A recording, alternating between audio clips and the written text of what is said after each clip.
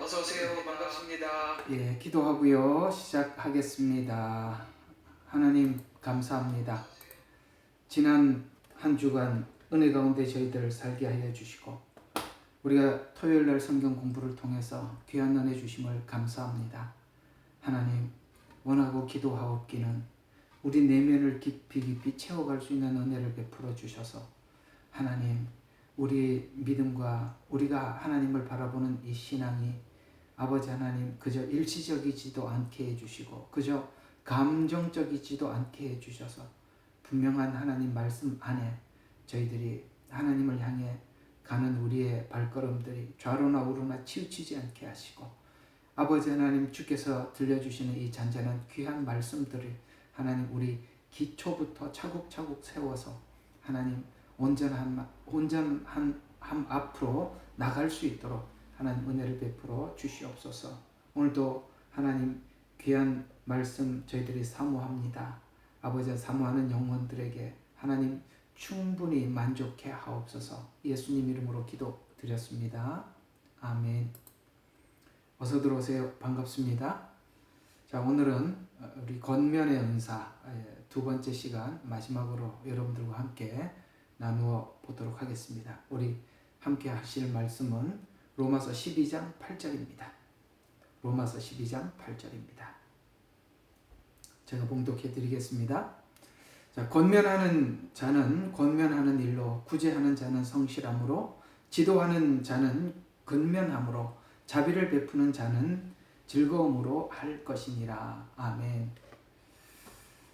자, 우리가 일상을 살다가 보면 다른 사람들하고 대화를 할 시간들도 많이 있고 또 우리가 알고 있는 말씀을 나누어야 할 시간도 꽤 있지요.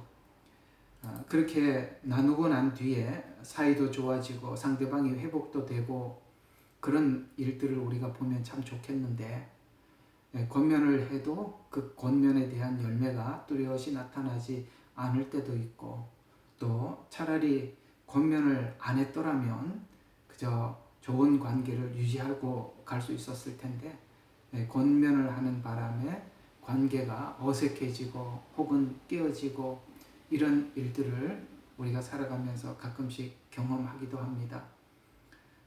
그래서 우리가 그저 하나님의 말씀을 내가 많이 배우고 내가 은혜를 받았다고 해서 내가 받은 은혜만큼 상대방에게 나누어 주면 내가 받은 은혜만큼 그도 충만해지겠지라고 우리가 그건 다 우리의 소망이기도 하고 기대에 불과한 것이지 실제 다른 사람들이 내가 어떤 권면을 했을 때 내가 지난날 그 권면을 받고 은혜를 받은 만큼 그도 받을 것이냐라는 문제는 또 다른 문제이기도 합니다. 왜냐하면 이 권면도 내가 하는 것 같지만 성령 안에서 하나님께서 주시는 말씀만큼만 해야 되는데 그게 넘어가서 대략 보면은 무엇이 섞이냐면은 하나님이 전해주라는 말만 전하는 게 아니라 자기 자랑이 들어가 있고 자기 의의가 들어가 있고 우리가 다른 사람에게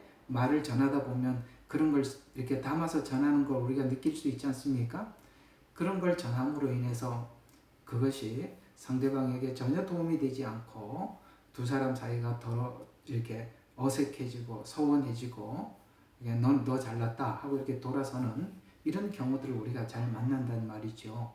그래서 오늘은 저번 주하고 이번 주 계속 이어서 좀 긴 시간을 우리가 상대방에게 권면을 할 때 어떻게 권면을 했기에 우리 두 사람 사이가 이렇게 나누어지고 갈라지는가 이런 문제들을 저와 여러분이 좀 이렇게 잘 준비하셔서 여러분들이 누구를 만나더라도 무엇을 권면을 하더라도 정말 귀한 권면을 받았다. 참 하나님과 더 친밀해졌다. 이런 열매를 얻기 위해서는 우리가 성숙해야 하고 또 배워야 하는 것입니다. 우리가 이런 것을 배우는 것이 이거 배워도 그만이고 안 배워도 그만이다라고 생각하시는 분들도 있겠지만 우리가 고급하고 또 성숙하고 정말 괜찮은 성도가 되기 위해서는 우리는 많은 부분들을 지적도 받아야 하고 교정도 해야 하고 그럴 때 여러분들이 굉장히 수준 있는 성도가 될 수 있습니다. 실제 우리는 예레미야 눈물이라는 교회를 하고 있고 또 거기에 서로 간에 대화를 하고 창에다가 글을 올리기도 하지요. 그런데 그 글을 올리는 것들을 가만히 보면 오늘 이런 공부들만 좀 해도 우리가 글을 쓸 때나 문장을 쓸 때나 단어를 선택을 할 때 많이 고려하고 생각을 해서 글을 올리게 되면 모두에게 유익이 되고 만약에 다른 사람들에게 뭐 그 필요 없는 듣는 보는 사람들이 크게 자기에게 필요 없는 이야기가 되더라도 우리가 성숙한 사람이 글을 올리는 것, 대화를 하는 것, 이런 그 성숙한 사람이 대화를 하거나 성숙한 사람이 글을 올리고 나면은 물론 많은 사람들이 볼 때 본인에게 큰 도움이 안 되더라도 그리스도인들의 성품이란 저런 거구나. 성숙한 사람은 저렇게 반응하는구나. 이게 사실은 많은 사람들에게 큰 도전을 주기도 하고 도움을 주기도 하고 사실 그게 불신자들에게 하나님의 자녀로서의 보여주는 참 아름다운 모습이거든요. 그러니까 이런 것을 하지 않으니까 우리는 내가 그냥 받은 은혜대로 그냥 만들어지지 않는, 가꾸어지지 않는 사람이 되어서 내 안에는 은혜가 많이 있어 보이지만은 그것이 질서 있게, 교묘 있게, 아름답게, 선하게 사람에게 비춰지지 않음으로 인해서 어떻게 내가 하는 것마다 이렇게 망치게 될까? 어디 가는 곳마다 사람들이 나를 싫어할까? 그건 준비가 안 됐기 때문에 그런 거거든요. 그런 것들을 준비하는 시간이 많이 필요하고 또 자기 반성도 필요하고 자기 스스로 자기를 깎고 만드는 과정 안에 그런 것들이 참 필요하다는 것입니다. 세상 사람들은 여러분들이 알고 있는 복음을 듣기를 원하는데 그들에게 전하기를 원하는데 사람들은 여러분들의 복음을 듣는 게 아니라 저 사람의 사람 됨됨이부터 파악을 한다는 걸 아셔야 됩니다. 그게 됨됨이가 파악이 상대방에게 신뢰를 주지 못하면 우리가 무슨 말을 하더라도 그에게 정말 꽹과리 같은 얘기, 성경에 말씀하고 있지요. 사랑이 없으면 울리는 꽹과리가 된다고요. 그렇습니다. 천사의 말을 하면 뭐합니까? 그러나 그 안에 사랑이 있는지 없는지는 듣는 사람이 알아차리지 않습니까? 그런 차원에서 보면 이런 내용들을 함께 공부를 하고 관찰해 본다는 것이 얼마나 소중한지 아시게 될 것입니다. 그래서 여러분 이런 시간들을 그저 귀하게 여겨 주셔야 여러분들이 정말 아름답고 성숙한 멋있는 그리스도인이 될 수 있는 것입니다. 그래서 오늘은 한 6가지 정도 하고 이렇게 끝나는 대로 마쳐보도록 하겠습니다. 자, 첫 번째 우리가 이 권면을 하는 사람들 이제 다음 주에는 여러분들이 이제 다음 주에는 없어요. 근데 그 다음 주에 좀 할 거거든요. 그 다음 주에 하는 주제가 뭐냐면은 다스리는 은사예요. 리더는 어떻게 해야 되는 건가라는 부분들을 좀 다룰 텐데 이 권면을 하시는 분들이나 이렇게 리더들, 이렇게 다스리는 사람들은 무엇을 잘하느냐면은 어떤 상대방을 권면을 할 때도 최종적인 목적에 그 목표에 도달하기 위해서는 우리가 어떻게 계획을 짜고 어떻게 계획을 실천해야 하는가에 대해서 그런 계획들을 참 잘 짭니다. 그러나 사람들이 어떤 계획에 참여하도록 했다가 또 더 좋은, 이렇게 하다 보면 더 좋은 계획이 나오지 않습니까? 그럼 더 좋은 계획이 생기면 처음 계획을 버리는 성향이 있어서 그래서 사람들로 하여금 자주 실망을 시키게 되고 또 갈등을 가지게 되기도 한다는 것입니다. 무슨 말이냐면 이런 예가 하나가 있어요. 사도행전 13장과 16장에 보면 바울과 마가가 함께 전도 여행을 출발합니다. 그러나 바울은 이 마가가 이 계획에 함께 참여했다가 중간에 가버리지 않습니까? 그래서 이 바울은 마가가 책임 없는 행동을 기억하면서 마가와 바울과 이렇게 갈등이 생기게 되었고, 결국에는 이렇게 헤어지게 되었던 사건을 우리가 사도행전에서 본 적이 있습니다. 그래서 이런 것들이, 그러니까 얘기를 하고 계획을 따라서 쭉 가다가 더 좋은 계획, 아마 마가에게는 다른 더 좋은 계획, 다른 생각을 했겠죠. 바울과 함께 이런 우리가 전도 여행을 가자 하고 출발을 했다가 마가는 마가대로 또 다른 계획을 세우게 되고, 그래서 바울과 헤어지게 되었던 이야기에 대해서 우리는 잘 알고 있습니다. 자, 그래서 이제 성경은 우리에게 이런 권면을 하고 있어요. 전도서 5장 4절과 5절에 보면 솔로몬은 우리가 누군가와 약속을 했으면 그 약속에 대한 책임을 이렇게 져야 한다라고 성경은 권면하고 있습니다. 우리가요, 살다 보면 사람들이 우리가 체질을 어떻게 바꿔야 되느냐면, 여러분과 제가 그냥 예수님 모르고 살았을 때 가지고 있었던 어떤 사고 체계들이 있어요. 상식적이고 그저 일반적이며 대중적이고 이런 그 사고가 있단 말이죠. 그러나 이제 그리스도 안에 들어와서 우리가 그리스도인이 되었다는 것은 그리스도의 사람이 되었다는 말이 되는 것인데, 그리스도의 사람이 되었다고 한다면 모든 상황 앞에서 성경은 뭐라고 우리에게 권면하고 계시나, 성경은 우리에게 어떻게 하라고 부탁을 하시는 건가, 이런 성경에 뭐라고 기록이 되어 있는지를 살펴보고 거기에 따라서 우리가 행동을 하는 것이 그리스도의 사람이거든요. 그러니까 우리가 자꾸 이런 노력이 굉장히 필요해요. 근데 성경에서 말씀하신 걸 듣고 권면을 듣고 우리가 자꾸 따라하다 보면 나도 모르게 그리스도처럼 예수님께서 살아갔던 것처럼 나도 모르게 그렇게 내 삶이 몸에 배이게 되는 것입니다. 이것을 두고 이런 기대를 가지고 예수님은 너희는 세상의 빛이요 너희는 세상의 소금이다 라고 말씀하신 것입니다.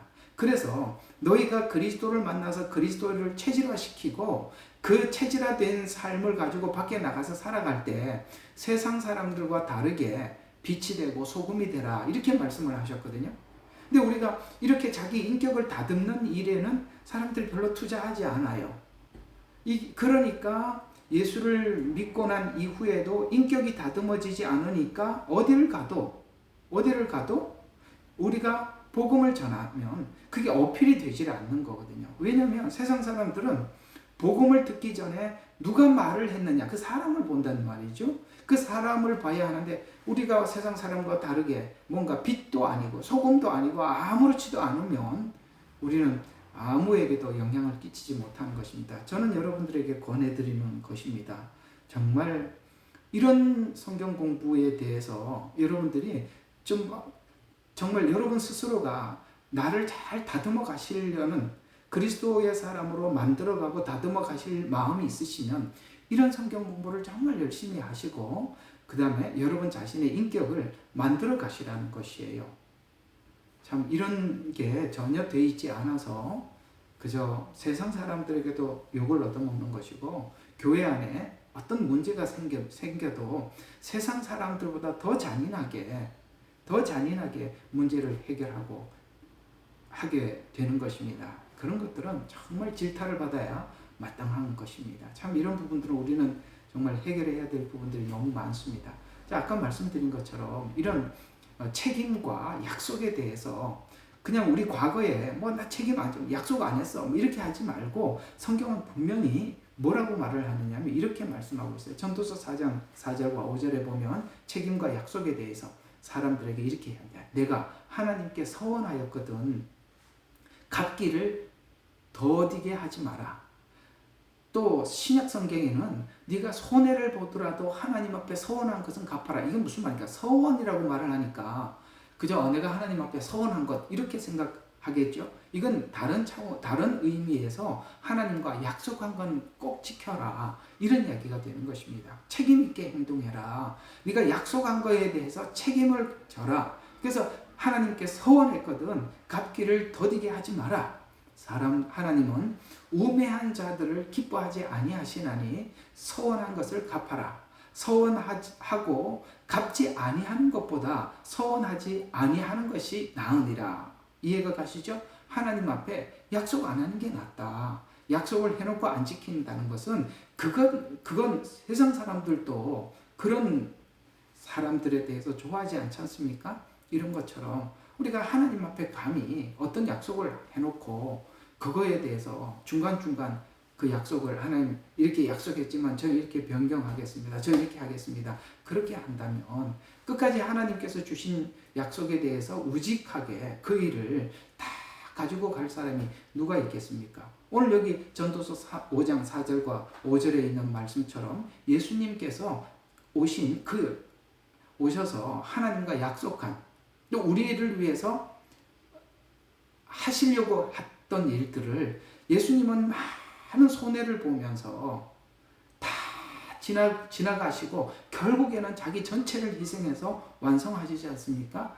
그렇듯이 오늘 전도서 5장 4절과 5절에 있는 말씀처럼 예수님께서 이 땅에 오셨을 때는 자기의 모든 것을 희생을 감수하고 이 땅에 오셨을 뿐만 아니라 그 일을 다 이루었다라고 말씀하시므로 하나님과 약속한 것을 책임감 있게 자기 모든 손해를 보더라도 완수하셨다라는 것이죠.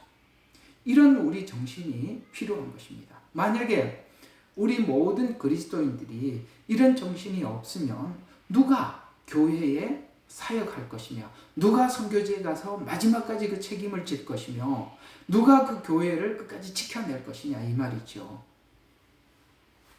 상황과 기분에 따라서 우리가 그런 것을 하지 않고 하나님 앞에 충실히 그 부르심에 잘 감당하는 사람들이 자기 역할을 다 해주었기 때문에 오늘까지 이 복음이 우리에게 전해질 수가 있었고 여러분에게도 누군가가 메신저가 될 수 있었던 것이고 또 누군가는 우리가 알지 못하는 어떤 오지에 가서 하나님의 그 부르심에 충성을 다하는 것입니다. 예수님께서 다 이루시기까지 수많은 자기의 어떤 손해와 희생을 치르시고 완성하셨듯이 여러분 하나님께 약속한 것은 책임 있게 다 실행해라 라고 말씀하고 있는 것을 우리가 기억해 주시면 되겠습니다. 그래서 성경은 이런 각도에서 여러분 우리 모두 다 알고 있는 성경 구절 이런 말씀이 있죠. 그래서 맡은 자가 구할 것은 충성이니라 이런 말씀을 하고 있죠. 맡았다면 책임을 져라. 그건 충성을 다해라. 충성이라는 말 앞에서는 그 일을 내가 한다는 것이 아니라 시킨 자가 있다는 거예요. 시킨 자, 충성이라는 거죠. 그러니까 하나님의 일을 하는 모든 사람들은 충성을 하는 거거든요. 그러니까 사람과 사람의 관계로 보면 그만두고 싶은 때가 너무 많죠. 내가 굳이 이런 일을 해야 되는 건가? 내가 이런 직업을 택해야 되는가? 사람들과 이 상처되는 관계. 그런 생각이 얼마나, 사람과 사람과의 관계로 보면은 다 그만두지요. 내가 볼 때는 직업 중에 진짜 못할 직업은 목사 같아요. 왜? 그건 하나님께 충성을 한다는 마음이 없으면 누구든지 안 하고 싶을 겁니다. 근데 왜 그렇게 사람들이 끝까지 목회를 합니까? 신나서 즐거워서 하는 게 아니라 충성을 하기 때문에 하나님 대상이 있다는 것이죠. 그 대상이 사람이라고 생각하면 돌아섰겠지만 그 대상이 하나님이기 때문에 끝까지 가는 것이죠. 바로 이 부분입니다. 책임을 져라 라는 부분, 여러분에게도 어떤 일을 좀 맡겼다면 보고 기분 나쁘면 이제 하지 말아야지. 좀 상황 봐가면서 이렇게 하면 아무도 여기 주인 없는 그냥 정말 이상한 것이 될 것입니다. 이렇게 하나님 앞에 충성을 하는 사람들이 있었기 때문에 오늘까지 교회가 존립할 수가 있었고 또 우리 모두가 혜택을 받고 있다는 것 꼭 기억하세요. 약속한 건 지켜라. 지키기 위해서는 충성을 다해라. 이렇게 정리가 되겠습니다. 자, 또 계속 또 이어서 함께 보면 자, 저번 주하고 쭉 이어서 보면 이제 6번째가 되거든요. 자, 6번째는 다른 사람들 그리고 그들이 소속된 권위에 의존하기보다는 자신에게 의존하도록 하는 것 때문에 이게 무슨 말이냐면 자, 누군가 이렇게 상담을 하다 보면 이 상담이라는 것이 자기 교회 목사에게만 다 하지는 않지 않습니까? 하다 보면 다른 사람하고 상담할 수도 있어요. 그러면 이게 이제 상담을 하는 사람들의 실수가 뭐냐면은 하나님께서 어떤 사람이 A라는 교회에 등록을 해서 그 A라는 교회를 다니고 있어요. 그러면 상담을 받은 사람이 결국은 자기가 다니고 있는 A라는 교회에 잘 적응하고 신앙생활을 할 수 있도록 하나님께서 그 교회 목회자라는 목자를 보내주셨고 그 다음에 그를 그 교회의 성도로 보내주셨다면 이게 하나님께서 세우신 권위거든요. 그 질서거든요. 그 질서 속에 들어가서 잘 적용하도록 상담을 해줘야 되는데 그렇게 상담은 해주지는 않고 지금 내가 권면하고 있는 나를 자꾸 의존하도록 이렇게 권면을 한다면 그건 벌써 그 질서에서부터 벗어난 것이고 그런 생각을 가지고 누군가를 권면을 한다면 그건 권면이 아주 잘못됐다는 것입니다.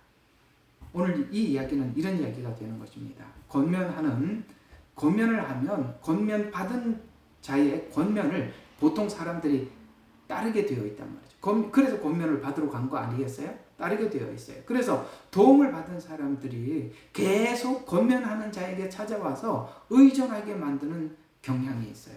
참 여러분 있잖아요. 이게 교회 하다 보면 우리 성도들도 그렇지만 누군가가 그 상담을 받고 권면을 받고 난 이후에 보면 이제는 자기가 스스로 좀 하나님과 가까워지고 성경을 보고 발견을 하고 또 하나님 기뻐하는 것이 뭔지 자꾸 스스로 찾는 연습을 하도록 그렇게 권면을 해주면 스스로가 면역이 생기는데 그렇게 해주지 않고 계속 상담을 한 사람이 상담자에게 계속 의존하게 만들면 그건요 하나님 기뻐하지 않습니다. 상담을 하고 나면 그 교회의 권위에 순종하게 하든지 아니면 하나님께 의존하게 하든지 이렇게 자꾸 만들어 가야 하는데 그렇게 하지 않게 되는 것으로 인해서 큰 문제가 생기게 된다는 것입니다. 원래 권면의 목적은 아시다시피 하나님께 의존하게 만드는 것이 결국 권면의 목적이죠. 그래서 권면하는 자는 자신이 영적으로 성장하는 사람들이 자기 주변에 내 권면을 듣고 사람들이 잘하고 있다. 항상 내가 그 사람에게 이렇게 하라 그러면 이렇게 하고 내가 저 사람 보고 그 사람에게 저렇게 하라 하면 저렇게 해라고 자기 권면과 권위에 대해서 기쁨을 자기도 모르게 그걸 즐거움으로 삼으면서 그 사람은 항상 나한테 의존을 해 라는 이런 참 나쁜 설레지요. 그런 마음을 가지고 사람들에게 이렇게 권면을 하면서 그걸 즐기는 사람들이 있더라는 것이죠. 여러분 그렇게 하면 절대로 안 되는 것입니다. 그렇게 그런 마음으로 누군가를 권면을 한다면 여러분들은 권면하는 일을 그냥 두십시오.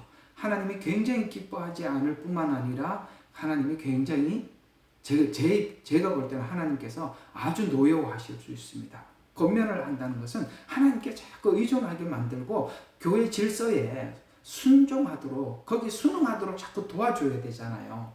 그런데 자기를 자꾸 의존을 하게 해서 그걸 자기 즐거움으로 기쁨으로 삼는 거 그거 하나님이 굉장히 기뻐하지 않는 것입니다. 자, 이런 부분에 대해서 바울은 참 그런 부분에 대해서 잘 정리되어 있는 사람이고 오늘 이 바울은 이런 상황들이 얼마나 많았겠어요. 바울을 의지하려고 하는 사람들 우리가 성경을 보면 바울 서신 그 한마디 한마디 주옥 같지 않습니까? 아마 많은 사람들에게 권면을 했을 때에도 주옥같이 아마 권면을 했을 것입니다. 그래서 이 바울을 신뢰하는 사람들은 굉장히 의존했을 것입니다. 그런 부분에 대해서 바울은 어떤 마음을 가지고 사역을 했나? 한번 바울의 마음을 한번 들어볼까요? 고린도전서 3장 1절과 7절 기니까 압축을 해서 이런 이야기가 되는 것입니다. 바울은 고린도 교회의 일부 성도들, 나는 바울을, 나는 아볼로를, 나는 게바를, 나는 예수를 이렇게 해서 파가 나누어졌다 그랬지 않습니까? 그 중에 일부는 바울을 따르는 사람들이 있었어요.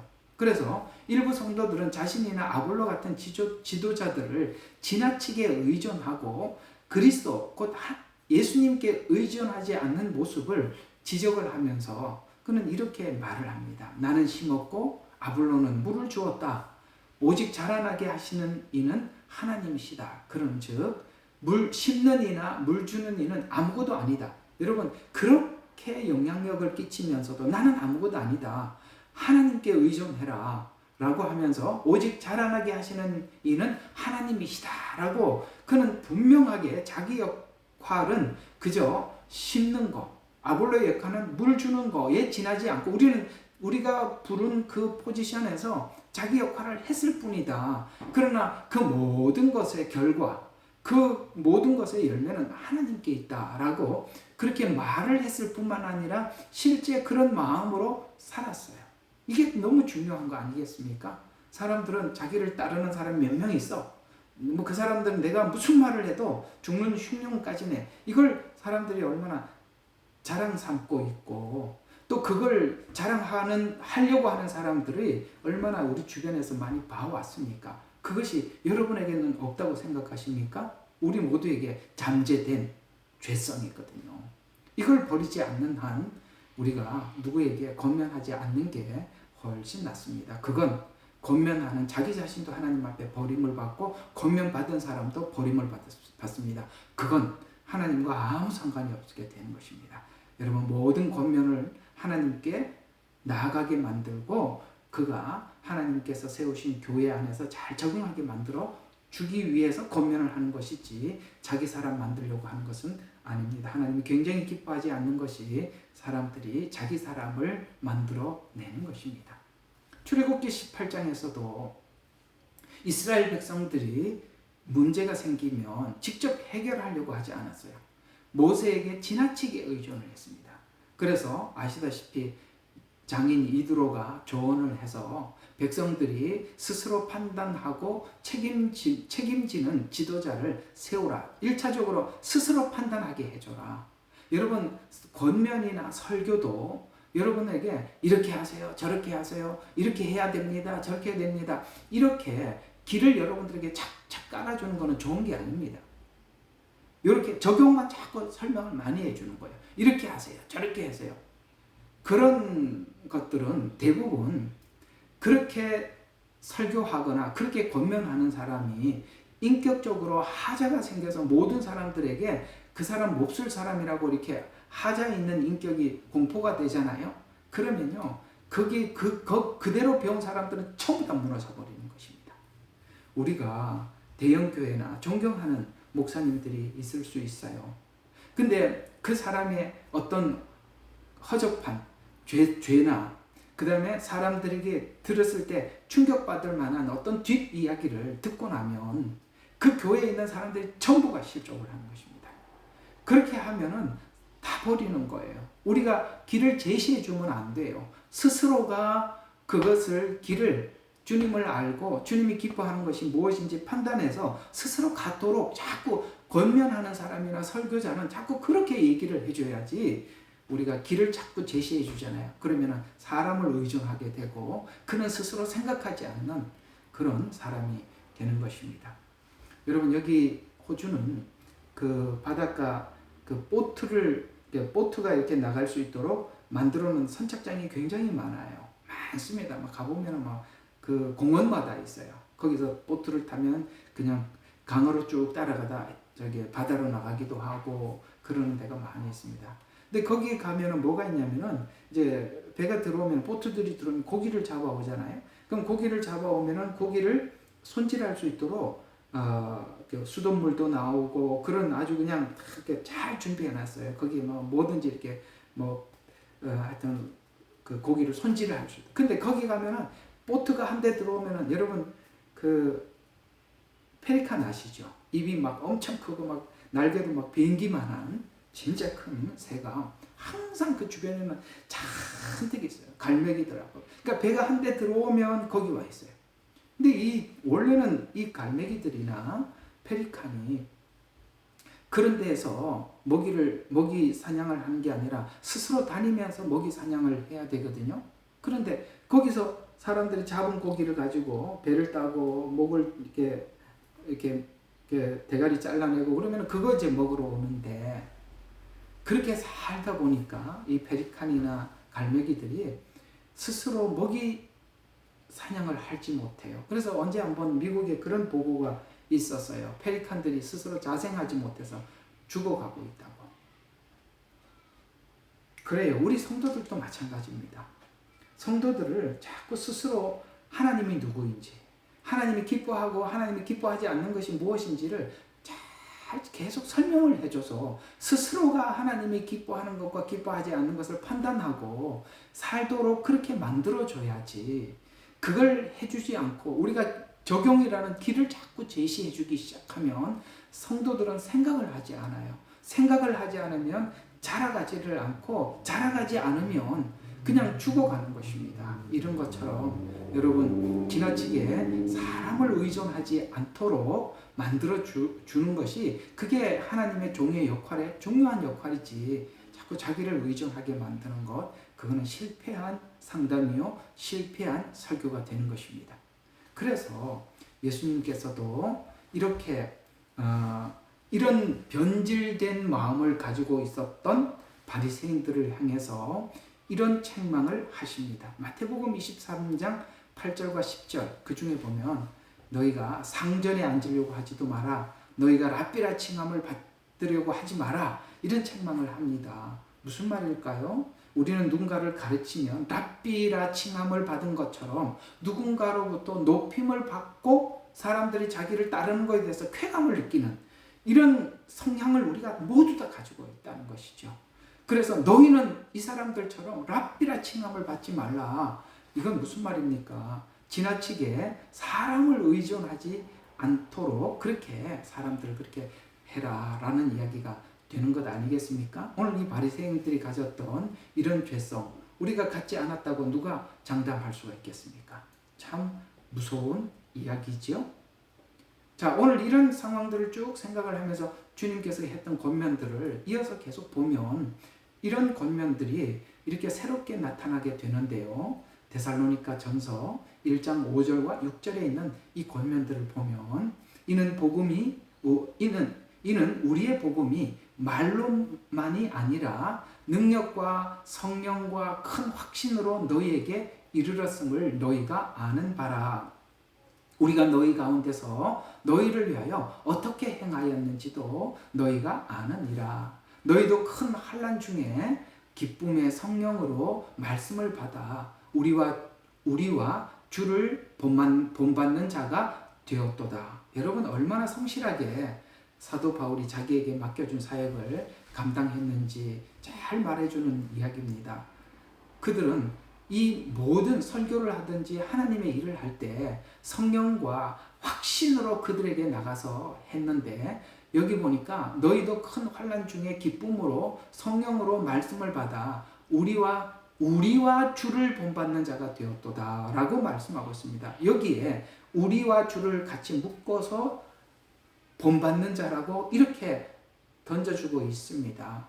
보세요. 이 말은 지금 바울이 자기 실력으로 했던 게 아니라, 데살로니가 교회에서 사역을 한 게 아니라 하나님께서 주시는 성령 안에서 그 일을 함으로 인해서 그들에게 하나님이 주시는 말씀을 다 전했을 뿐만 아니라 전하고 난 이후에 하나님만 높이고 자기들은 빠져버렸다는 것이죠. 그래서 우리와 주를 본받는 자가 되었도다 라고 이렇게 자신 있게 자기가 살았던 그 교회에서 했던 일들에 대해서 본받아라 라고 말을 할 만큼이나 그는 자기 실력으로 하지 않고 하나님의 은혜 안에서 또 은혜를 받은 자처럼 사역을 했음을 말해주고 있습니다. 또 데살로니가 전서 이어서 또 한 번 이런 이야기를 하게 되는데요. 2장 4절과 8절에 보면 오직 하나님이 우리를 합당하게 여기사 복음을 우리에게 맡기셨으니 이에 우리가 사람을 기쁘게 하려 하지 않고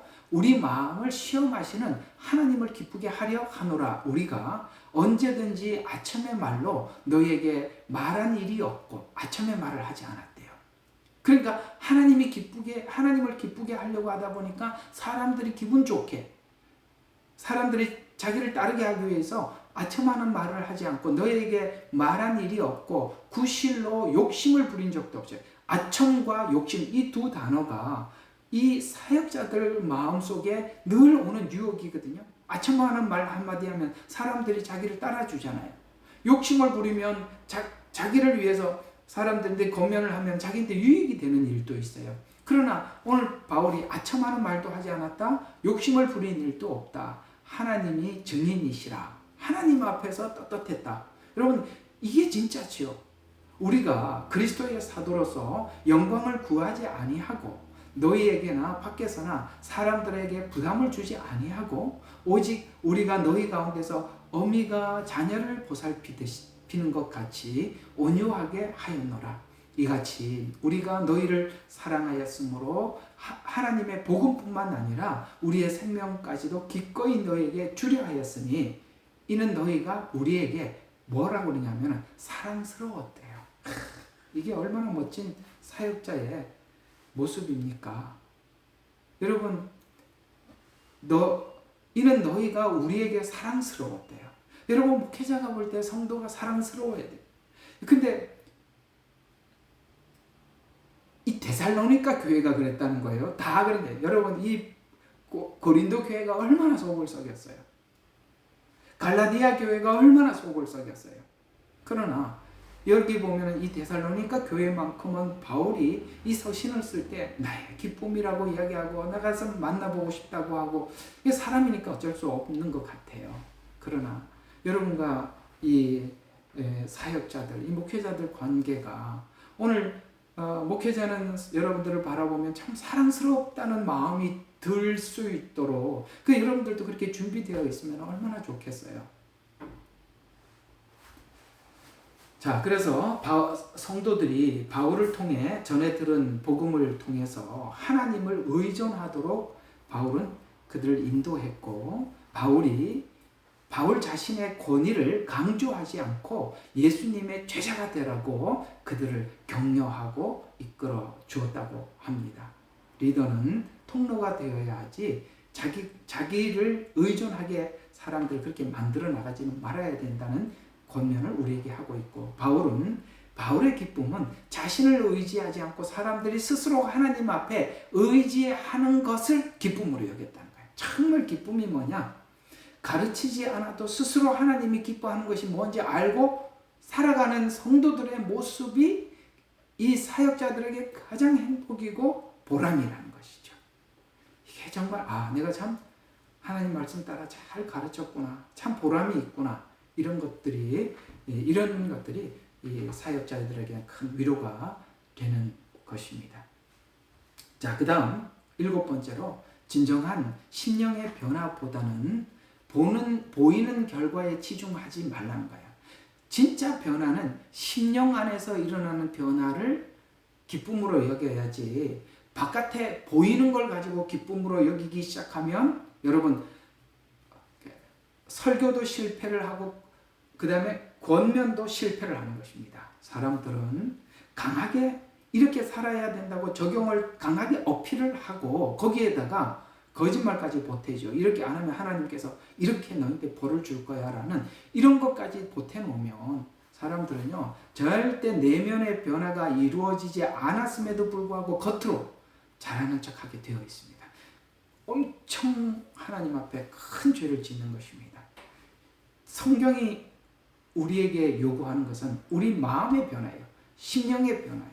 그러나 내가 무슨 말을 하고 난데 그 말한 대로 행동하는 결과를 자꾸 우리가 보고 싶어 할 때가 있어요. 바로 이 부분을 다루는 이야기입니다. 그래서 우리가 이런 거, 앞에서도 한번 다루었던 내용이지만 이 권면하는 자들은 그들이 도우려는 사람들이 자신의 말을 잘 듣게 될 때 인정해주고 또 긍정적인 반응을, 그래서 야, 저 사람 내 말 잘 들어, 그러면 긍정적인 반응을 보이게 됩니다. 이것은 내적으로 실제적인 심령의 변화 없이 외형적인 순응만을 자극하는 경향이 있어요. 외적인 변화에 우리는 속지 말아야 하는 것입니다. 마음의 변화를 일으키는 자에게 우리는 도움을 줘야 되는 것입니다.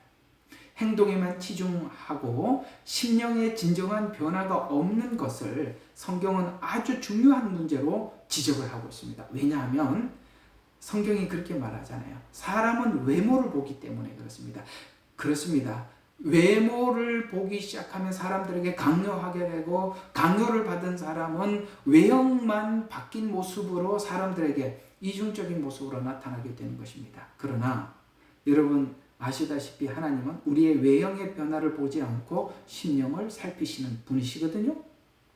사무엘이 사울을 책망한 이유도 사무엘상 15장 20절과 23절에 이런 이야기가 나오지 않습니까?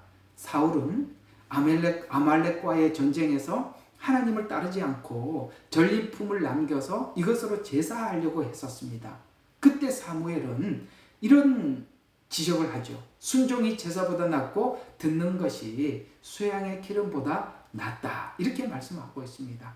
무슨 이야기입니까? 제사라는 형식보다는 마음의 변화, 이걸 하나님이 원하신다. 이렇게 말씀하고 있습니다. 우리 모두 다 알고 있는 사실임에도 불구하고 우리는 내가 괜찮은 권면을 했다, 괜찮은 설교를 했다라는 것을 즉시 보기를 강요해서 사람들의 내면의 변화가 되기까지 기다려주지 못하고 그 겉만 보고 지적을 하고 그러다 보니까 여러분 그 마음의 변화가 없는 형식적인 변화만 있는 그런 그리스도인들을 생산하게 되었고, 그것을 우리는 보고 이해할 수 있지만 세상 사람들은 그 부분을 적나라하게 지적을 하죠. 야, 예수 믿고 네가 변화된 게 뭐냐? 달라진 게 뭐냐? 내가 볼 때는 하나도 없다. 우리 교회에 있는 사람들은 교회에 있는 사람들에게 그 말을 하면 상처가 되니까 그 말을 못하지만 세상 사람들은 그걸 적나라하게 우리에게 지적을 하고 있어요. 그러면 우리가 에이, 불신자가 하는 이야기니까 그 뭐 들을 거 없어. 아니요. 정확하게 그 사람들은 우리를 진단하고 지적을 해주는 것입니다. 맞습니다. 그들의 이야기가 틀리지 않습니다.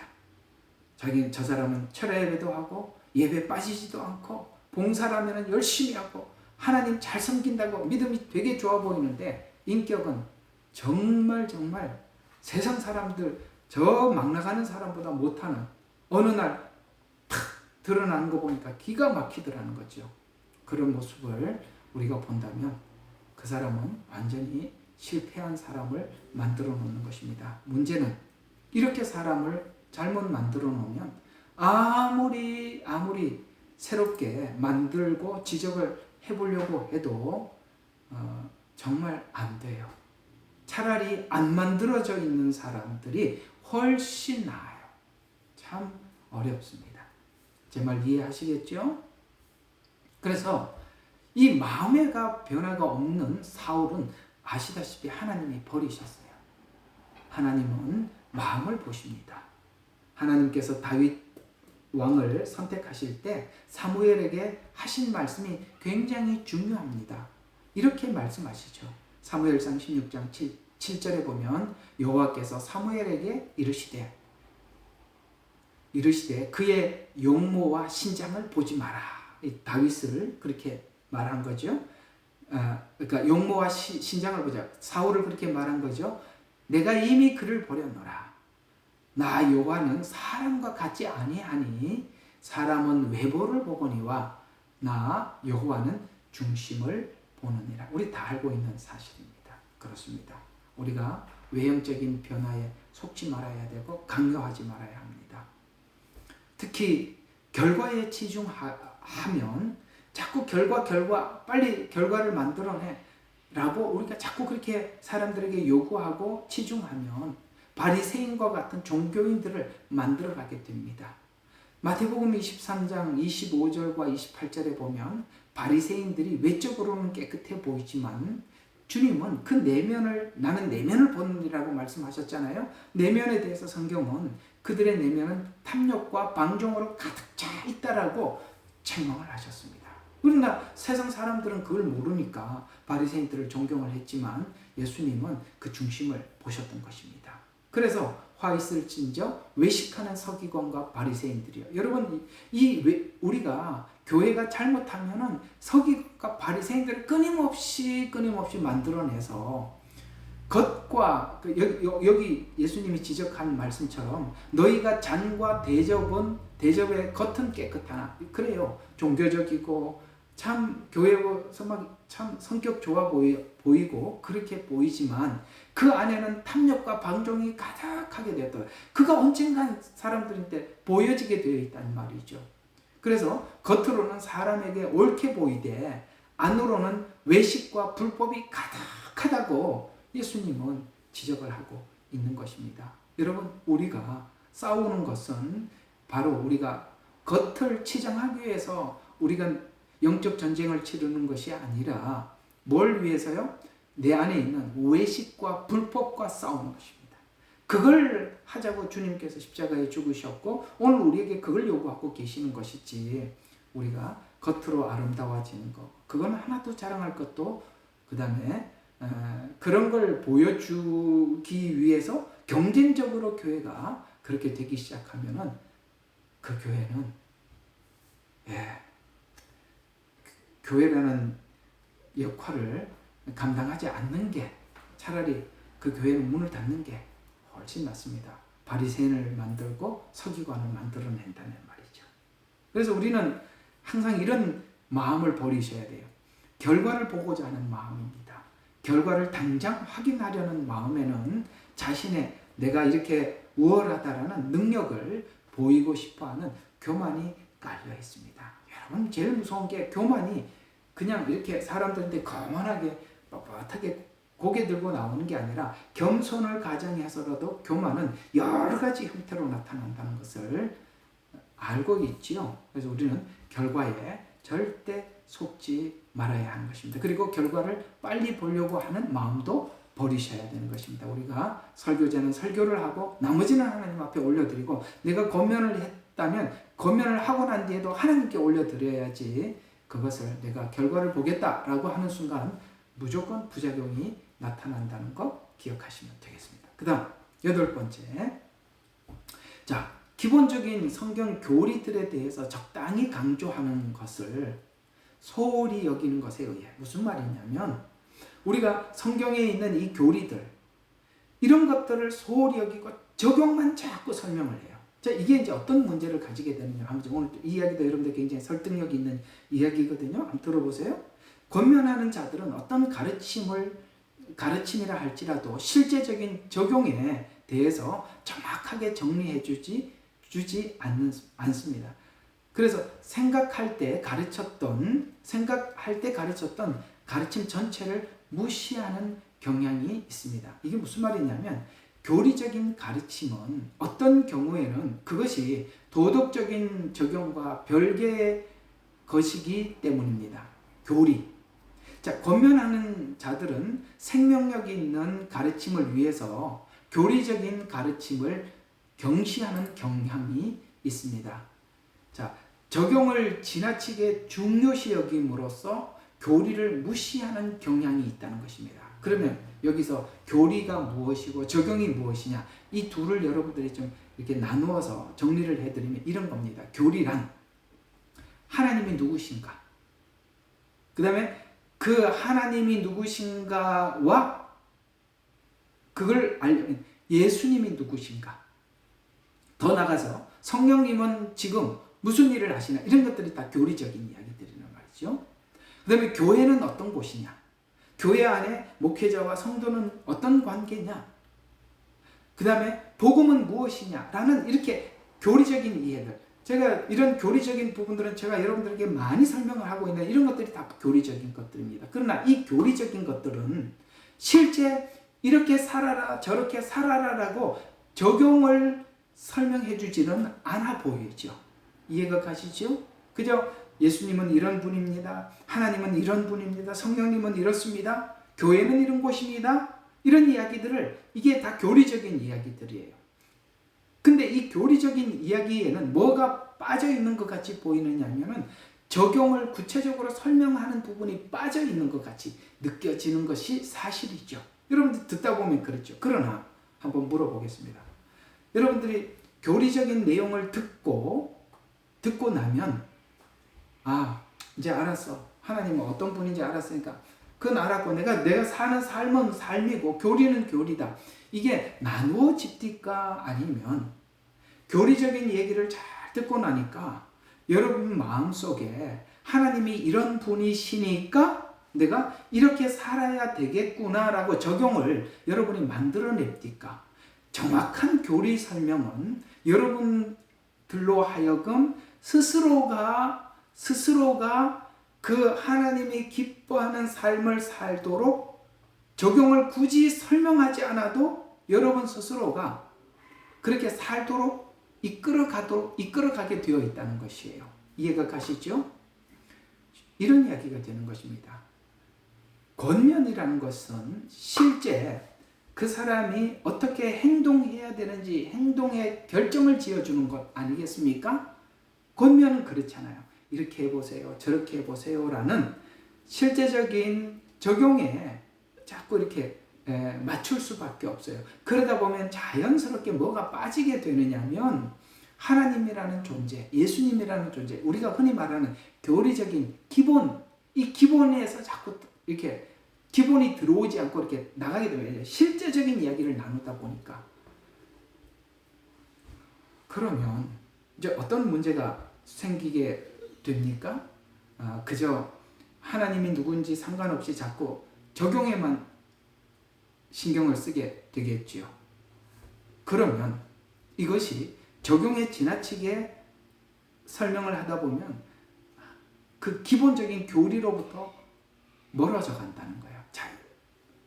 좀 어려울 수 있으니까 제가 쉽게 설명을 하면 어떤 분이 이제 상담이나 설교나 같은 성격이니까 여러분 설교를 들어보면 어떤 분은 굉장히 적용 부분에 풍성하게 설명을 해주시는 설교하시는 분들이 계세요. 그렇죠?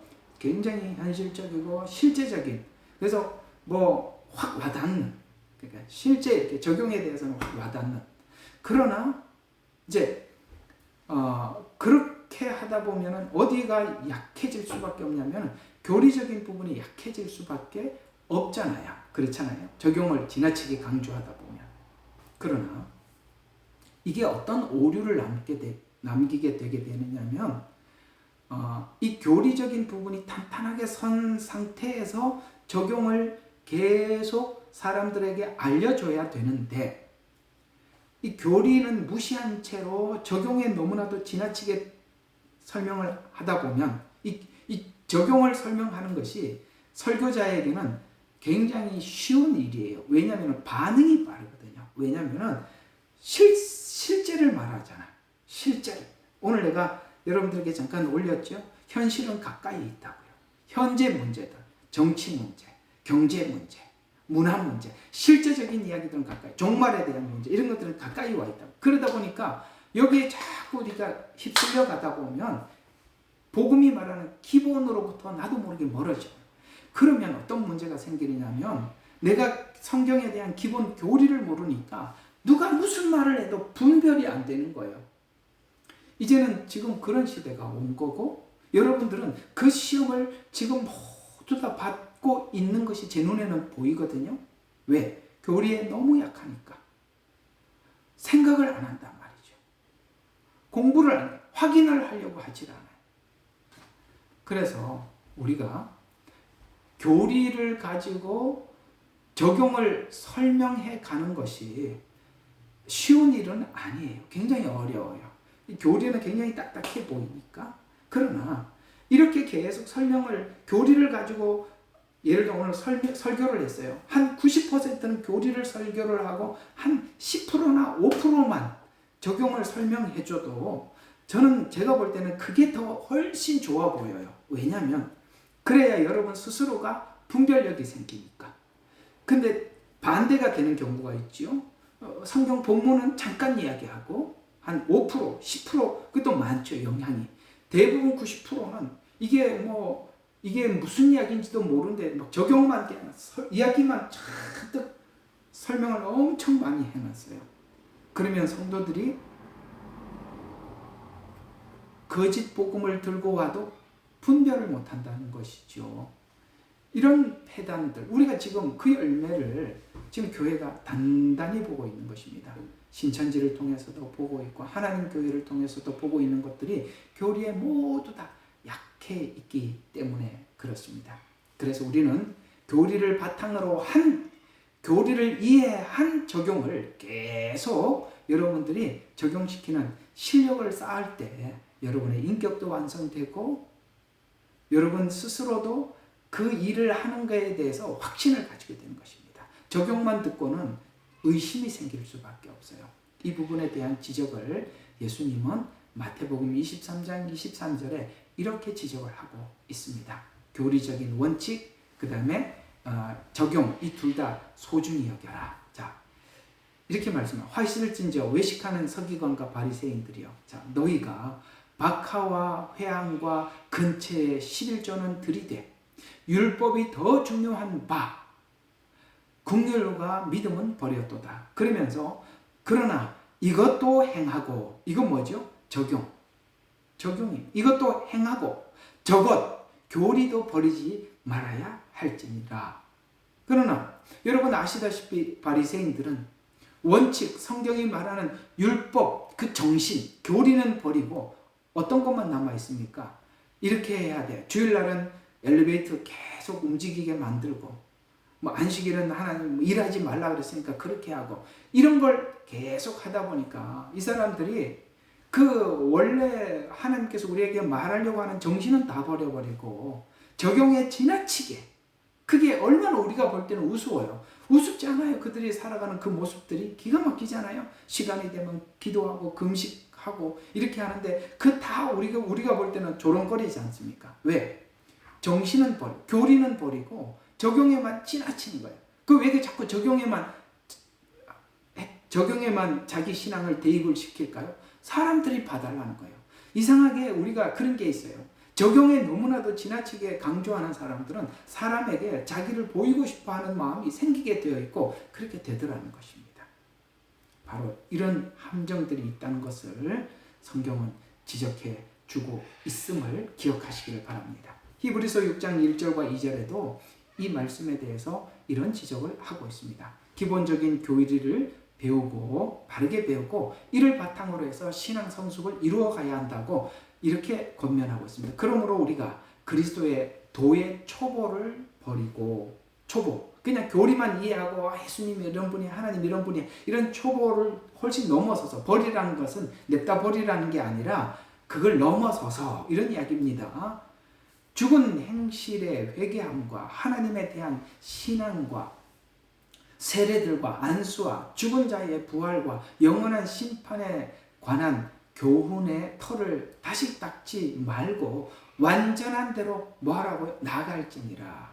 여러분, 교리도 가져야 되지만 그 교리를 가지고 어떻게 해야 된다?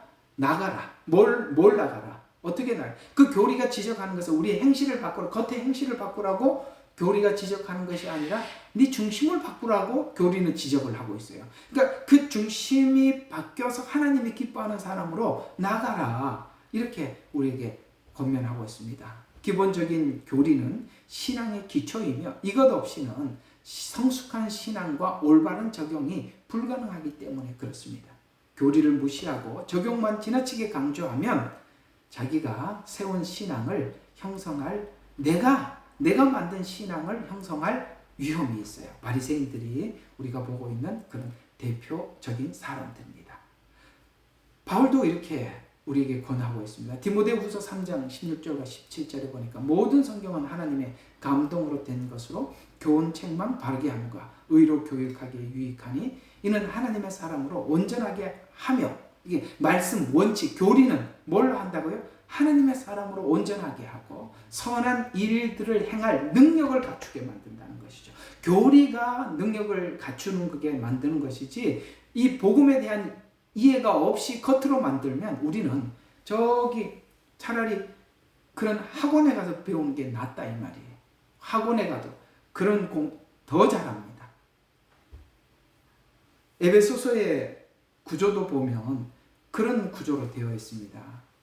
이 1장과 3장은 교리에 관한 이야기를 앞에다가 충분히 설명을 하고 그 교리를 우리가 수용하고 믿는 하나님의 은혜를 담은 사람들에게 4장부터 6장까지 이렇게 적용해야 된다고 적용을 해요. 그러니까 교리가 앞에 나오고 적용은 뒤로 나오더라 라는 부분들을 에베소서 구조를 봐도 우리가 이해할 수 있더라. 그래서 우리가 교리와 적용의 균형을 유지해야 하고 그 다음에 기본적인 교육을 더더욱 우리 안에서 강화시켜야 하며 적용을 교리에 근거해서 설명을 해야 된다. 우리가 성경의 텍스트를 가지고 자꾸 적용을 설명을 해야지 그렇지 않으면은 사람들이 내가 왜 그렇게 해야 되는지 모른다는 말이죠. 그 다음에 교리가 얼마나 생명력이 있는지 그걸 강조해요.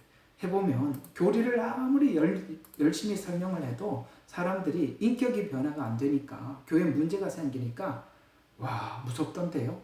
그런데 교리가 사람을 바꿔놓은 사람들은 어떤 상황 앞에서도 이 언어가 이 말이 과연 하나님이 기뻐하실까?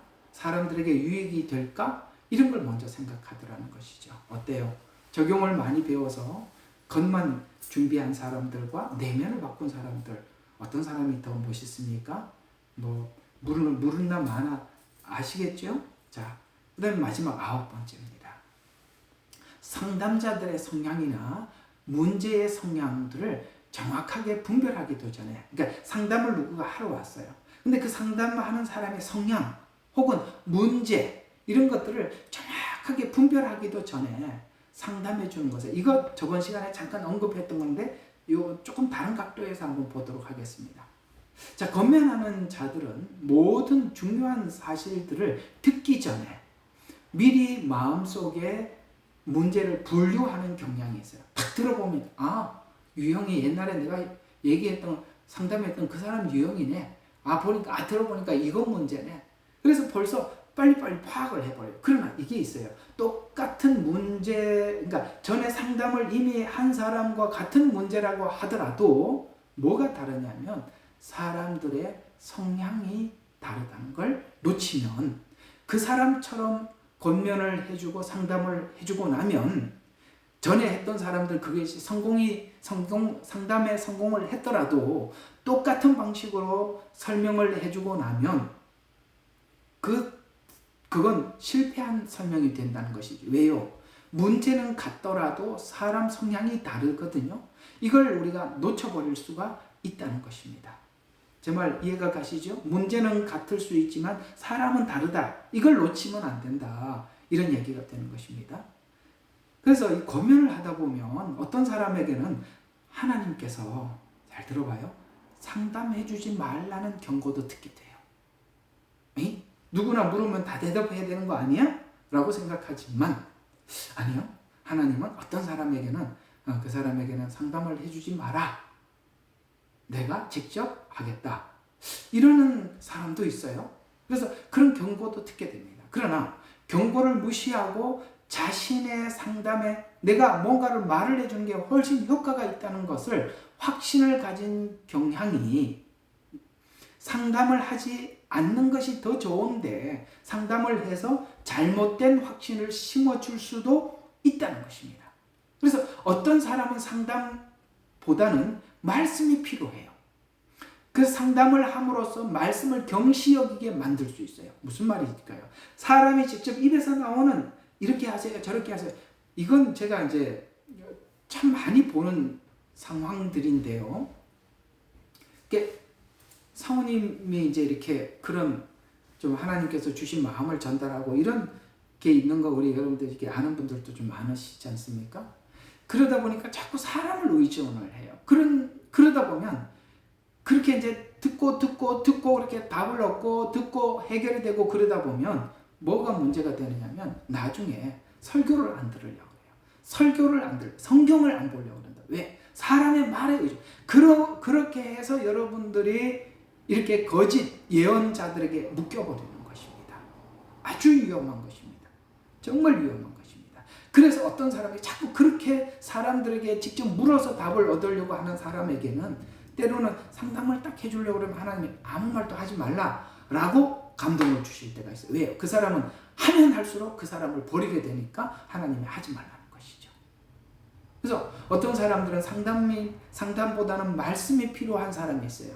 그런 사람들에게는 더 이상 상담을 해주지 않는 것이 그 사람을 위하는 것입니다.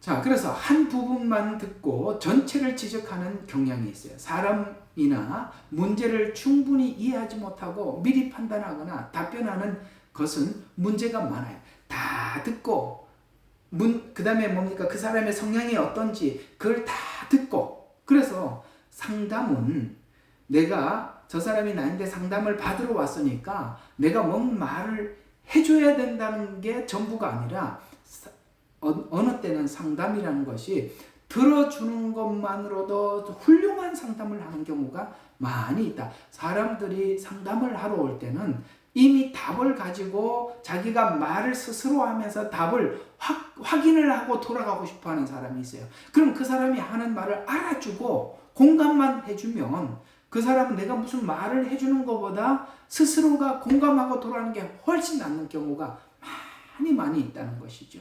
그래서 우리가 상담을 하는 사람들은 때로는 말을 하지 않는 것이 훨씬 도움이 되는데 내가 뭔가를 꼭 말을 해줘야 되겠다라는 이 적지 않은 부담감이 도리어 상담을 하지 않는 것이 나을 만큼이나 잘못 실수를 범할 수도 있다는 것입니다. 이거 혼자 떠들면 제 이야기가 되니까, 그러면 목사님 그런 얘기가 성경에 예가 있습니까? 있죠. 어디 있을까요? 자, 욥기 전체가 그런 이야기들입니다. 욥의 친구들은 미숙한 답을 계속 연속적으로 하지요. 그 답은 욥에게 도움이 되질 않아요. 그들은 욥이 지금 답답해 있는 모습을 보고 뭔가를 계속 욥에게 이야기를 해줘서 이 문제를 빨리 정리를 해야 되겠다라는 이 압박감이 욥에게 아무 도움이 안 되는 얘기를 계속 하게 만들더라. 그건 욥이 점점 괴로울 뿐이지. 이해가 가죠? 물론 또 제가 욥기에서 여러분들에게 말씀을 드린 부분은 좀 다른 방향으로도 설명한 적은 있어요. 그건 욥에게 하나님께서 어떤 작정한 일이었기 때문에 욥의 친구들을 통해서 계속 그 말을 듣게 했어요. 그러나 그것이 이제 율법적 관점에서 하나님을 바라보는 그런 이야기들을 계속 조언을 한 거거든요. 욥에게. 그러나 욥은 그 율법적 틀 안에서 하나님이 아니라 은혜라는 창조의 관점에서 하나님을 바라보는 그 세계로 넘어오기 위해서 율법이라는 관점에서 하나님을 이해하는 세계를 넘어가라는 차원에서 그 친구들이 욥에게 그런 말들을 계속 해준 건 맞아요. 예, 그 이야기를 하려고 한 게 아니라 오늘은 이 권면이라는 관점에서 봤을 때 오늘 이 친구들이 했던 권면은 욥에게 도움이 되지 않았더라는 것이죠. 그래서 욥의 친구들은 그의 고난의 원인을 이해하지 못한 채 미리 결론을 가지고 뭔가가 하나님 앞에 죄를 지었기 때문에 지금 이런 결과를 맞이하고 있다라는, 그러니까 미리 이미 결론을 내리고 욥이 죄를 지었기 때문에 벌을 받고 있다고 비난을 하죠. 그러나 하나님은 그들의 판단에 대해서 책망을 하셨어요. 욥기 42장 7절에 보면 그들이 욥에게 권면했던 권면이 잘못됐다고 이렇게 말을 하고 있습니다. 여호와께서 욥에게 이 말씀을 하신 후에 대마 사람 엘리바스에게 이르시되 내 종 욥에게 말한 것 같이 너희가 나를 옳게 말하지 아니하는도다. 네가 지금 욥에게 말한 건 답이 안 된다. 틀렸다. 라고 하나님은 지적을 하고 있어요. 왜요? 욥이 지금 이렇게 처해져 있는 이 상황을 내가 뭔가를 권면을 해서 위로를 하든지 아니면 이 상황을 벗어나게 해줘야 한다는 압박감이 도움이 안 되는 말을 계속 하게 만들더라. 여러분 그런 게 제 말 이해가 가요? 누군가 여러분들에게 좀 물으러 왔다고 합시다. 근데 내가 지금 물으러 왔으니까 뭔가 답을 줘야 되겠다라고 이렇게 압박감을 딱 가지게 되면, 근데 그게 압박감에서 나온 답은 그 사람에게 도움이 안 돼요. 그리고 내가 알고 있는, 내가 이해하고 있는 신앙 체계 속에서 그에게 말을, 하나님은 지금 다른 부분을 다루고 있는데 내 이야기는 도움이 안 되는 경우가 많이 있다는 거예요. 그래서 우리는 이거 내가 들어야만 하는 것인지, 아니면 기도만 해줘야 될 문제인지, 공감을 해줘야 될 문제인지, 그다음에 어디까지 이야기를 해줘야 되는지 아무 생각 없이 상담을 하거나 설교를 하는 게 아니라 많은 생각을 하고 하나님이 주시는 그 감동에 따라서 우리가 할 때 그에게, 그 듣는 사람이, 내담자가 유익을 갖게 되는 것이지, 그죠? 자기 신앙 체계 아래서 자기 사고 틀 안에서 해주는 것은 욥의 친구들의 이야기와 같아서 큰 도움이 안 되더라. 그래서 욥의 친구들은 충분히 듣지 않고 문제를 단순히 자기 이해로부터 분류해서 조언을 하니 여러분, 욥에게는 도움이 안 되죠. 또 성급히 판단하거나 행동하는 것은 잘못된 결과를 초래할 수도 있습니다.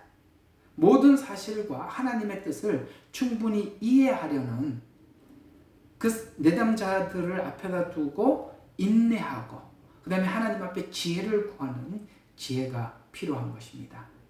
이런 부분에 대해서 성경은 우리에게 몇 가지 조언을 해주고 있습니다. 잠언서 18장 13절에 보면, 사연을 듣기 전에 대답하는 자는, 다 듣기 전에 대답하는 사람은 자는 미련하여 욕을 당하느니라. 듣는 게 얼마나 중요한지 아시겠어요? 여러분, 우리는 뭔가가 여러분 정말 누군가가 여러분들을 보면 참 만나고 싶은 사람, 보고 싶은 사람, 이런 사람이 되었으면 참 좋겠어요. 누군가에게 말을 꺼내면 항상 자기 이야기가 툭툭 튀어나와요. 자기 이야기만 하는 사람이 있어요. 그 사람은요, 한두 번 얘기를 해보면 다음부터 그 사람 만나고 싶지 않을 거예요. 맞죠? 얘기를 하면 자기 이야기만 하는 거예요. 나 이렇게 했어. 그러면 나는 옛날에 나 이렇게 힘들었어. 그러면 얼마나 힘들었어. 여러분, 힘들었다고 얘기를 할 때는 얼마나 힘들었냐라고 위로받으러 왔는데, 에이 나는 더 힘들었어. 내가 옛날에 어떻게 살았는 줄 알아? 이러면 두 번 다시 보기 싫은 거야. 우리가 옛날에 참, 저도 우리 애들 키우면서 실수한 부분이 그거야. 애들 힘들더라. 야, 그게 뭐 힘드냐? 아빠는 옛날에 클 때 그렇게 했더니 애들이 삐뚤더라고요. 경험하셨죠? 우리 사람 관계도 똑같아요. 공감해 주는 거예요. 여러분, 사연을 듣는다는 것은 공감해 주는 것입니다. 그래서 듣기 전에 대답하고, 나도 알아, 그거. 나도 겪었어. 그게 뭐 힘들어. 이렇게 나가면 미련한 것이에요. 욕을 당한다고 이야기를 하고 있어요. 또 잠언서 18장 17절에 송사에서는 먼저 온 사람이 바른 것 같으나 그 상대가 와서 밝히느니라. 여러분, 우리가 지금 빨리 결론을 내려서 이야기를 해주려고 하지만은, 그러나 그 상대가 와서 밝힌다고 말씀하시는 것처럼 모든 측면은 듣고 분별해서 올바른 결론을 내릴 수 있어야 하는 것입니다. 급한 대답은 항상 착오가 있어요. 성경의 원칙을 한번 볼까요? 바로 예수님도 이런 어떤 문제를 예수님 앞에 가지고 왔을 때 예수님은 어떻게 처리를 했는지 요한복음 8장 1절부터 11절에 간음하다가 잡힌 여인을 데리고 온 바리새인들은 그녀를 율법에 따라서 돌로 치라고 주장을 합니다. 하지만 예수님은 이 상황을 충분히 다 듣고 이해를 합니다.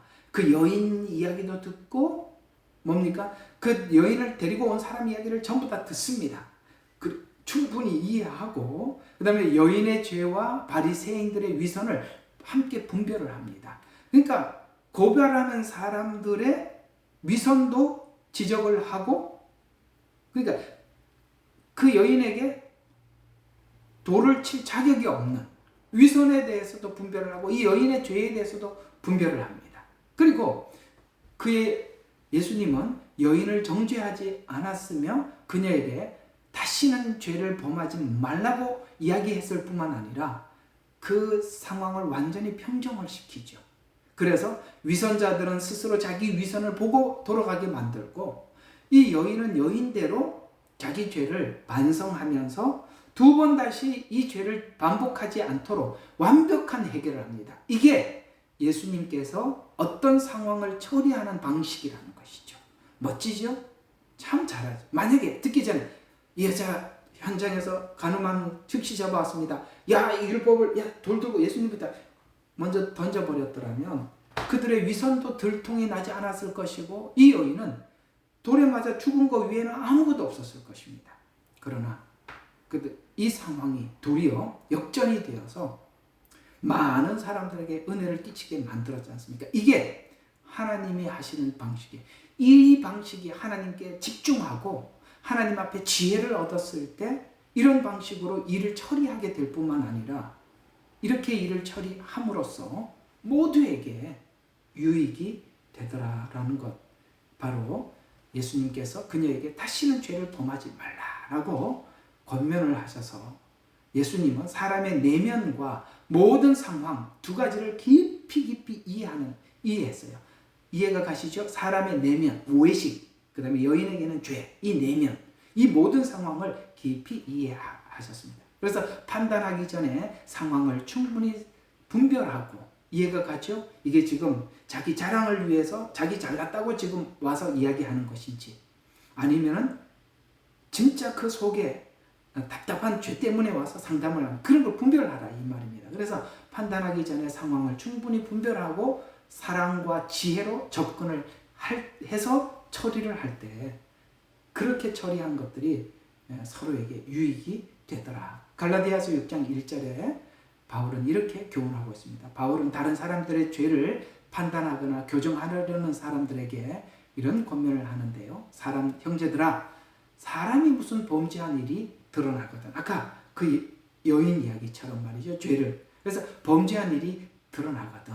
신령한 너희들은 온유한 마음으로 그러한 자를 바로잡고 라고 이야기합니다. 그래서 온유한 자를 너희는 온유한 마음을 일단은 가져라. 왜 우리가 온유한 마음을 가질 수밖에 없느냐면 여러분 죄의 유형만 다르지. 우리는 무슨 죄를 안 짓고 있습니까? 똑같으니까. 우리는 일단은 나는 정죄할 자격이 있어. 이렇게 접근하지 말고 너도 죄인이니까 온유한 마음으로 겸손한 마음으로 접근을 해라 라고 우리에게 권면하고 있는 것입니다. 자, 얘기를 정리를 한번 해보죠. 자, 그러면 오늘 이야기들의 전체가 뭐냐?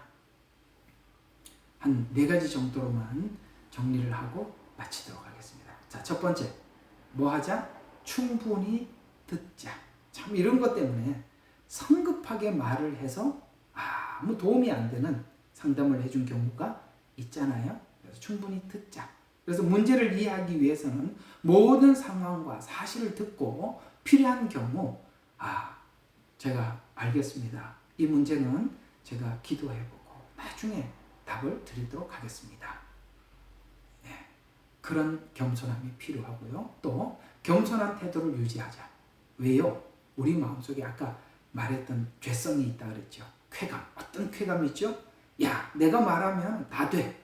저 사람 내가 그때 이렇게 권면을 해서 내가 이렇게 권면을 해서 저렇게 성공한 거 아니야? 자기 자랑. 그리고 그러므로 나는 저 사람에게 무슨 말을 해도 내 말을 들어.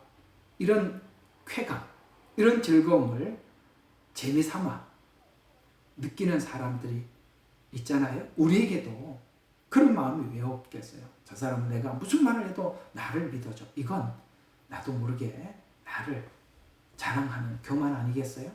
또 하나는 하나님이 주시는 지혜를 따라하기 위해서는 기도가 필요하다는 거예요. 무슨 말을 하더라도 선뜻 내가 이 문제를 이렇게 답을 하면 된다라고 알더라도 하나님 이분에게 도움이 될 수 있는 설명을 어떻게 하면 좋을까요? 하고 생각을 해요. 여러분 이 창에다 글을 하나 올릴 때도 생각을 하고 좀 올리시라고요. 생각을 하면서 이게 모두 다 보는 데다 글을 올려서 유익할까? 아니면 개인적으로 권면을 할까? 이런 것조차도 하지 못하는 이건 너무나도 인격적으로 하자가 있는 거예요. 이건 정말 그렇습니다. 우리 솔직해져야 돼요. 이건 하자가 있는 거예요. 이건 지금 모든 400명 전체가 볼 이야기가 아니라 1대1로 얘기를 해야 되는 건데도 그걸 그냥 올리죠. 그건 뭐냐? 여기 있는 나머지 사람들을 다 무시하는 태도거든요. 이런 것들을 우리가 갖추기 위해서는 여러분 뼈를 깎는 자기와의 반성이 있어야 하고 싸움이 있어야 되는데 이런 거는 안 하려고 그래. 이런 거는 안 하려고 그래. 자, 그게 서글픈 이야기예요. 자, 그 다음에 단계적으로 접근을 해라. 모든 사실이 분명하지 않을 때는 성급히 결론을 내리지 말고 추가적인 정보를 하나님 앞에 기도하면서 기다려라 라는 부분까지 여러분들과 함께 나누어 보았습니다. 여러분, 고차원적이고 고급한 성도가 되는 게 쉽지 않은 거 아시지 않습니까? 이런 이야기들이 정말 필요해요. 은사를 처음 시작을 했을 때 많은 사람들이 듣기도 하고 보고 그랬습니다. 지금은 제가 보니까 한 5분의 1, 6분의 1로 줄어버린 것 같아요. 되게 기대했겠죠. 은사, 하나님이 주신 것. 여러분, 신비한 데 초점을 맞추지 마세요. 하나님은 신비하기보다는 여러분의 덜된 인격에 관심이 있어요. 문제 있는 우리의 인품에 하나님이 기름을 부으시고 성령을 부어주시고 피를 흘려주신 것입니다. 거기에 하나님은 내면의 변화에 하나님이 관심이 있어요. 그러려면 차근차근 배우셔야지요. 차근차근 배우죠. 주님이 오늘 오신다, 내일 오신다 맞추면 뭐 할 겁니까? 그러면 영웅이 되겠습니까? 오실 주님은 오셔요. 걱정하지 마세요. 우리가 지금 해야 될 게 뭘까요? 하나님이 주신 그 옷을 입는 것이고 하나님이 원하시는 신부로 준비되는 것입니다. 예, 오실 일은 약혼을 했는데 신랑은 오시겠죠. 그런 게 중요한 게 아니라 이런 게 중요한 겁니다. 좀 수준 있는 성도가 되어서 우리 방도 수준을 높입시다. 기도하겠습니다. 하나님, 권면의 은사에 대해서 좀 장시간 함께 살펴보았습니다. 듣고 보니 고칠 게 참 많습니다. 우리의 언어는 우리의 자랑이 숨어있고 우리 교만이 숨어있고 그래서 무엇 하나도 우리 내면을 가꾸지도 못하고 터치할 수 없는 이 안타까운 현실 앞에 서서 오늘도 하나님 앞에 간절한 마음으로 기도합니다.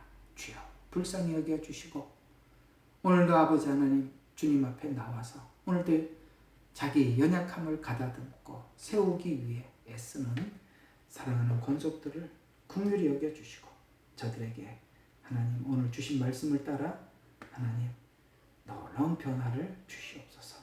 예수님 이름으로 기도드렸습니다. 아멘.